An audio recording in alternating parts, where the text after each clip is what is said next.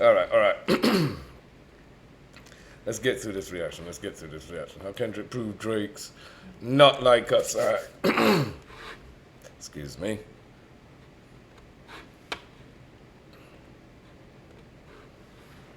Got a few of these to get through. When Jermaine Cole stood on stage at the biggest event of the year for Dreamville fans, he apologized to Kendrick Lamar. Many, including myself, were confused, seeing as he'd been on a roll taking shots at Kendrick alongside Drake. With braggadocious bars and records like First Person Shooter and 7-Minute Drill, it seemed like a three-way hip-hop war was imminent. Cole's decision to bow out gracefully left me so confused, even I dropped a video titled J. Cole Let Nas Down Again. And here we are a few weeks removed from rap's first major rap beef since Drake went at Meek Mill, and Cole's decision is all starting to make sense. Hell, even reports came out claiming TDE's Schoolboy Q told J. Cole ahead of time to not come to school the next day, and thank God he didn't, because we just witnessed a bloodbath on wax that was absolutely great for the culture. I thought these three were just gonna have a fun, competitive, lyrical spar, but it turns out Kendrick and Drake really hate each other's guts. It all started with Kendrick's verse on Metro's album, We Don't Trust You. That's when he declared that there's no hip-hop big three, it's just Big Me. And that's when Aubrey and his Angels went into a total hissy fit on social media. So we ended up getting back-to-back records from Drake titled Push-Ups and Tailor-Made Freestyle. I thought Push-Ups was an okay record that served its purpose as a first-round jab. I didn't feel like it was that clever and it was a bit unfocused, but it definitely had its moments. Tailor-Made Freestyle, on the other hand, it was bait. And I wasn't a big fan. This is the record you can't even find online anymore, and that's because Drake chose to use an AI voice mod to make himself sound like Snoop Dogg and Tupac. I understand the angle he tried to take by using Kendrick's West Coast heroes against him, but I don't think it stuck its landing for me. Specifically the Tupac portion. That man's been deceased for 30 years. I don't understand why people— Yeah, I don't understand why he used it. I still think it was still a bitch-ass move, be honest with you. Real dumb move. You know People don't just saying? let him rest like, in come on peace. now. And apparently I wasn't the only one who wasn't a fan either, because the Tupac estate sent a cease and desist notice and the song was taken down. It would seem that Drake didn't ask for permission to use Tupac's voice, which further reinforces why The Heart Part 6 is such a terrible record, but I'll touch on that more later. Instead, I want to focus on a part about tailor-made freestyle that was forgotten. The internet moves really fast these days, so people tend to forget even quicker, so allow me to refresh your memory. One of the key takeaways in tailor-made freestyle was Drake was taunting Kendrick. He kept begging Kendrick to drop, even insinuating he was scared. He also did this on Push-Ups as well. And I'm not gonna lie, at one point, it did look like Drake was bullying Kendrick because K-Dot was so quiet. I just want to reinforce the whole taunting part of this battle. A lot of people who thought he was getting bullied and was like, yo, why you ain't responding, etc., etc. Yeah, they had to eat their words when Kendrick dropped. Everybody thought Kendrick was kind of pussyfooting out of it. Came back and it was like, oh, shit. You know what I'm saying? Like, because I think that part was forgotten, and it plays a major role in why I don't feel bad for what happened to Drake and his stans who are still defending him on social media. But in retrospective, Kendrick really wasn't getting bullied. It was simply the calm before the storm. When the smoke cleared on this battle, all I can think of was that scene from Pearl Harbor where Admiral Yamato says,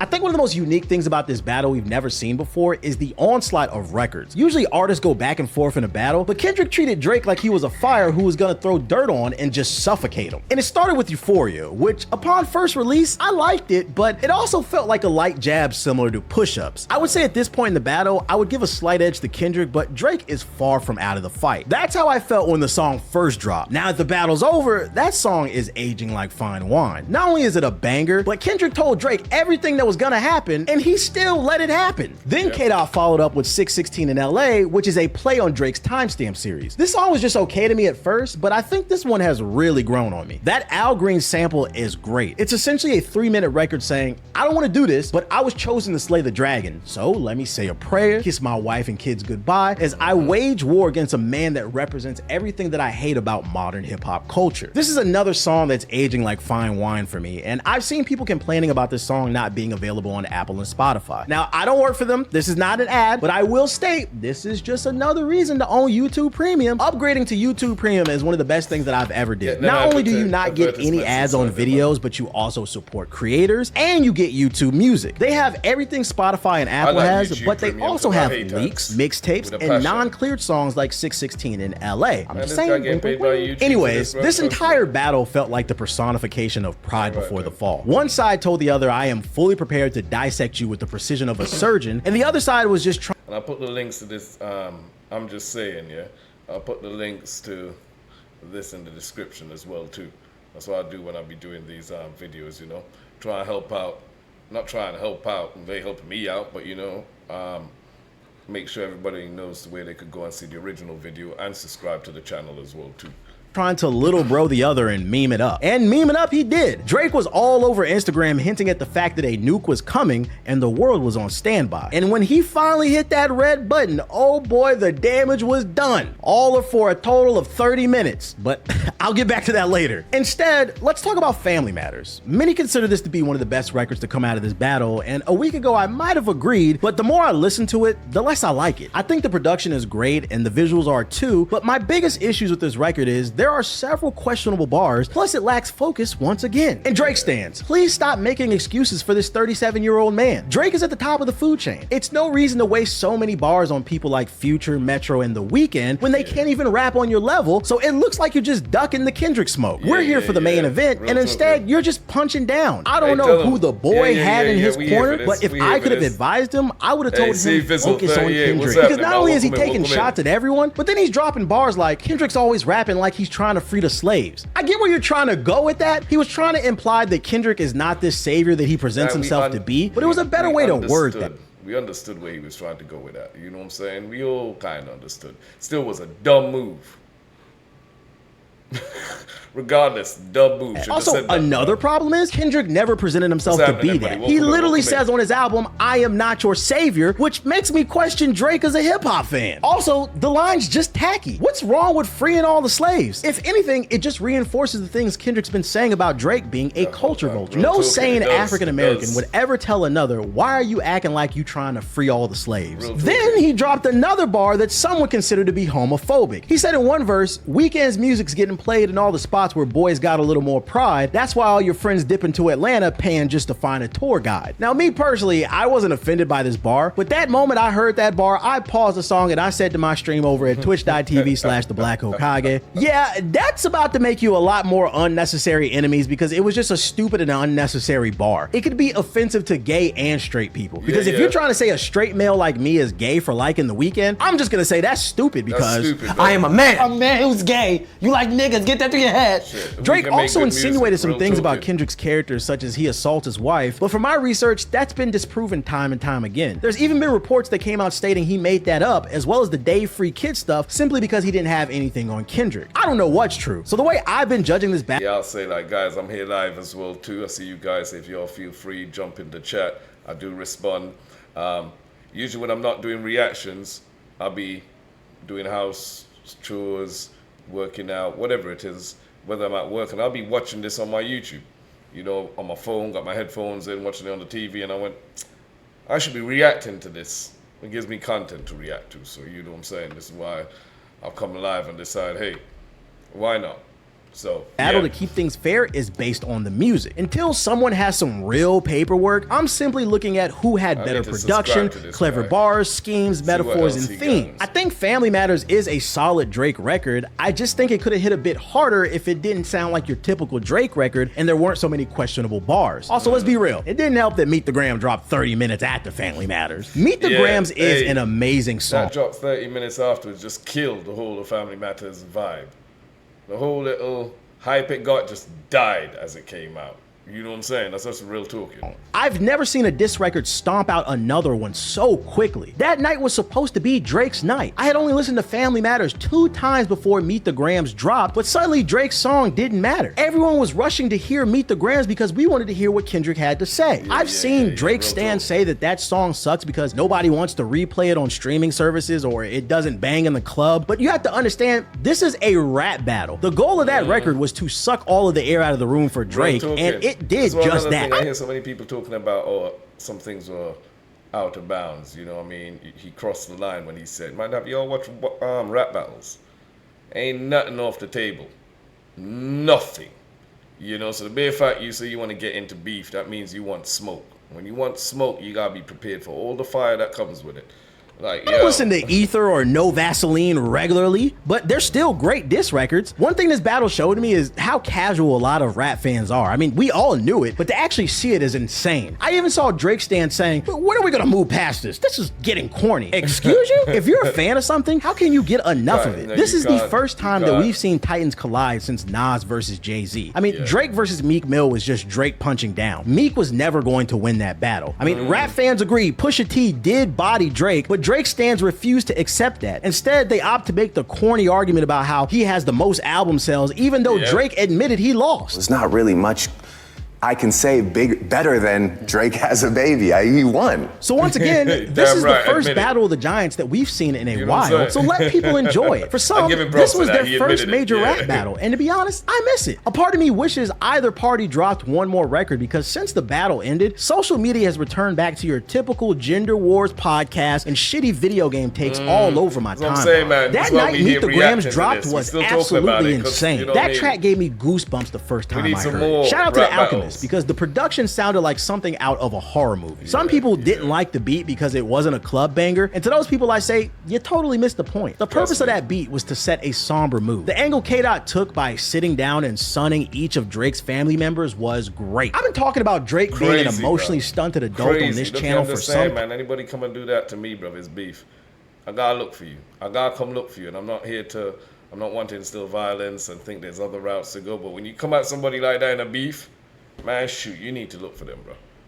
Ain't nothing you can reply with. You need to look for them. So Meet the Grams really resonated with me. This record felt like a dad was giving his son a well-deserved ass whooping and a stern talking. There's no way you can convince me the reverb on Kendrick's voice when he said "you lied" didn't make your skin crawl. There were tons of wild accusations on this record as well, such as Kendrick insinuating Drake is running some type of sex trafficking operation, and Drake's kids were surrounded by pedos. And oh boy, if this stuff comes to light and it turns out to be true, that's horrible, and we need to pack up Drake. But for now, there's not enough hard evidence on that. So instead, I'm strictly judging the song for the creative angle he took, the production, and the delivery. This did not sound like a typical Kendrick record. So to me, he scores points for the creativity and the versatility. Now, in regards to not being enough evidence, I'm talking about the sex ring stuff with the Tinder app. I haven't seen enough on that to believe it, but I will say Drake does have some questionable interactions with young women on record, and Baca, aka Drake's right-hand man, he's looking crazy too. Drake's been shouting out Baca for years, and just in case you needed a reminder, I might declare it a holiday as soon as Baca get back on the road. A holiday? Yeah, that line does sound crazy now the world is more aware of the fact that Baca did time for pimping, aka sex trafficking. I mean,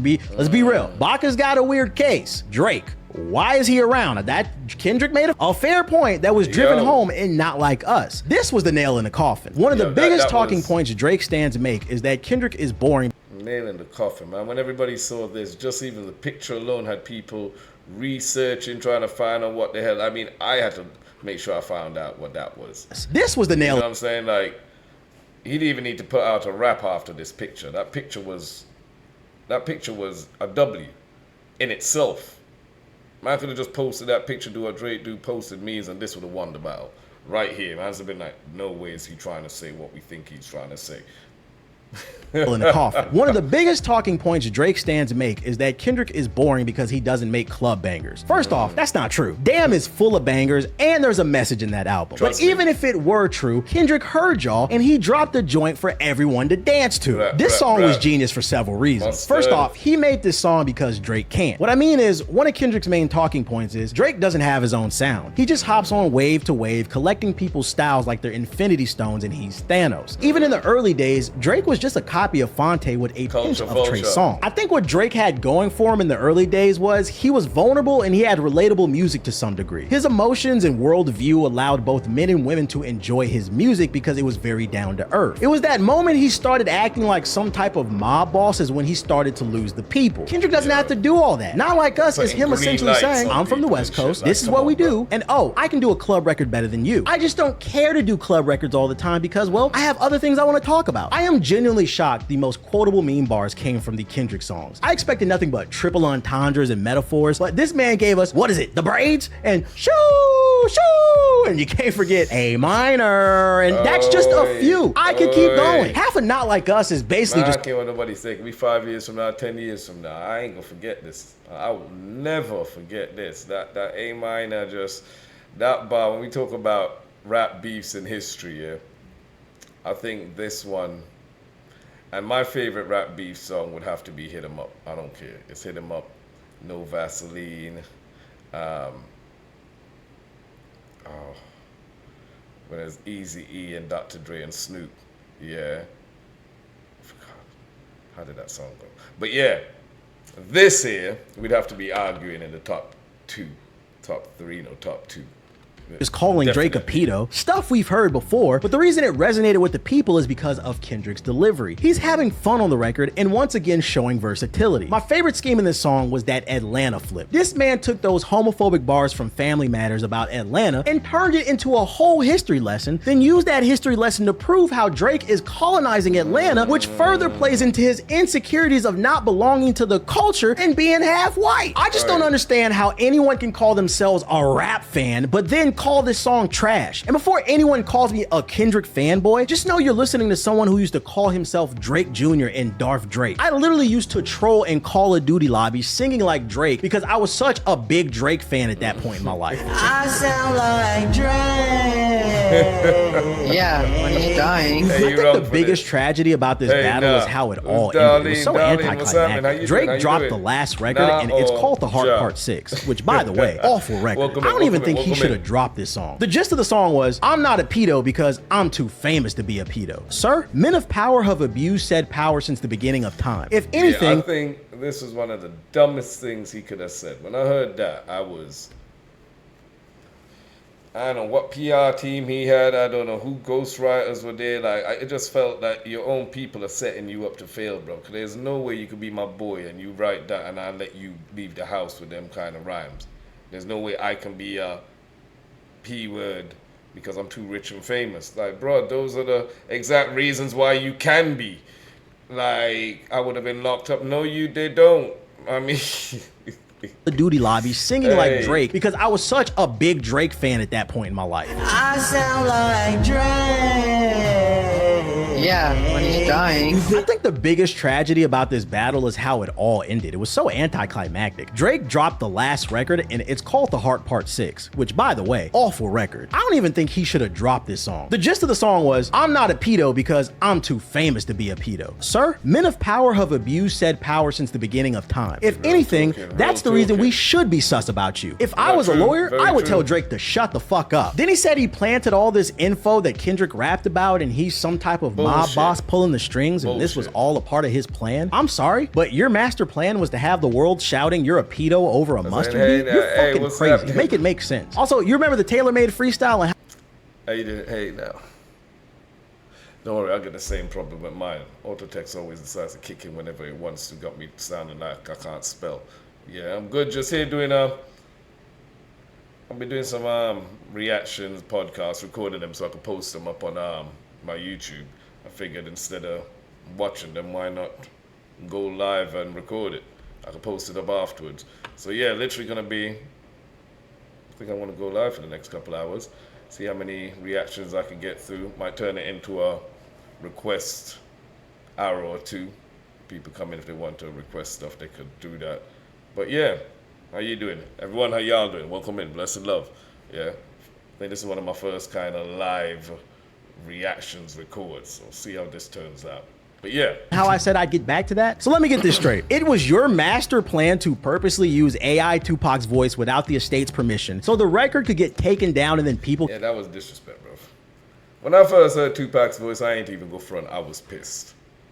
I'm a Pac fan, you know? And then you go use Snoop, who's still alive, bro.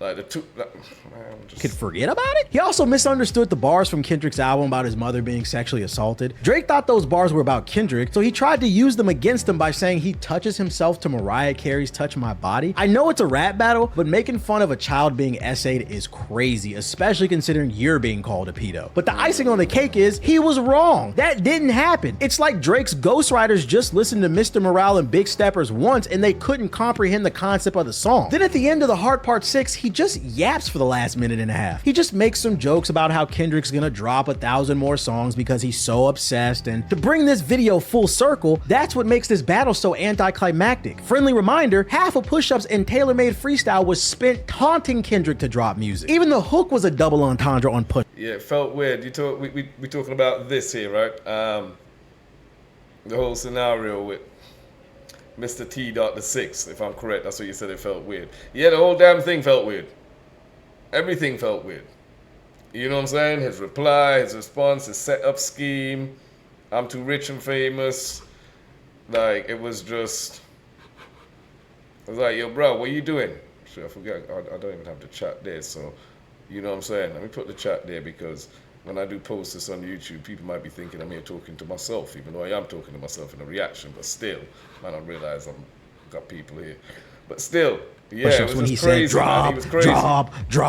drop. That wasn't just about the contract splits. He was taunting K-Dot to drop music, and when he did, Drake didn't want to rap anymore. He just waved the white flag. The whole Heart Part 6 was weak, but that last minute and a half was next level weak, and a prime example of be careful what you wish for. Yeah, the best thing to come out of the Heart Part 6 was this. I'm not gonna lie, this shit was some good exercise. Like, it's good to get out, get the pen working.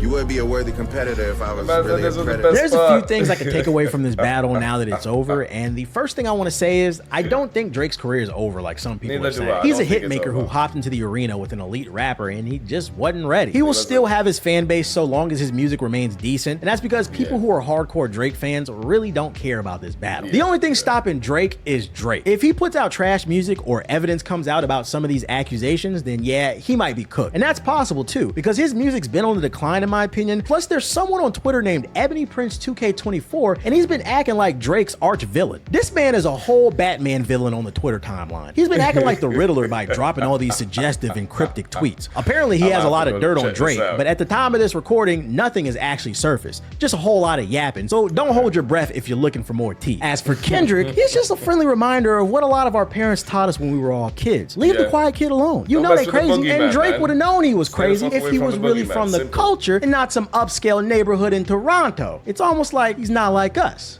But hey, I'm just saying. I'm also just saying thanks to Metro Boomin. This man gave us the BBL DRIZZY challenge with that beat, and it's been pure comedy on social media ever since. As for J. Cole, I hope you're doing okay, bro. I hope you found that piece that you are looking for. Last time I checked, he was like on the beach with like random fans or something like that. As you said that, and since you're still... It's like, what, have you seen this already? Like, as you said as you said that he gonna mention J. Cole. I don't know how to press forward here, like, you know what I'm saying? Like, when Jermaine Cole stood on stage at the biggest event of the year for Dreamville fans, he apologized to Kendrick Lamar. Many, including myself, I think we're at the end here.